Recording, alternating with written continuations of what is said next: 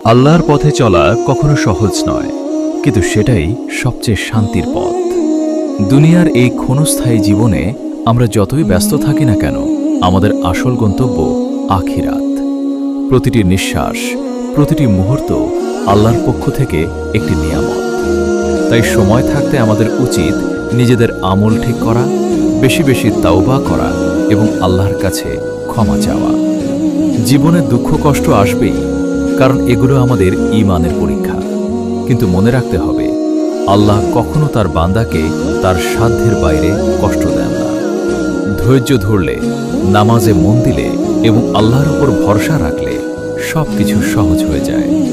মানুষের কাছে নয়, আল্লাহর কাছে চাইতে শিখুন, কারণ তিনি একাই সবকিছুর মালিক, সবকিছুর সমাধান তার হাতেই। দুনিয়ার ভালোবাসা একসময় ফুরিয়ে যায়, কিন্তু আল্লাহর ভালোবাসা চিরন্তন।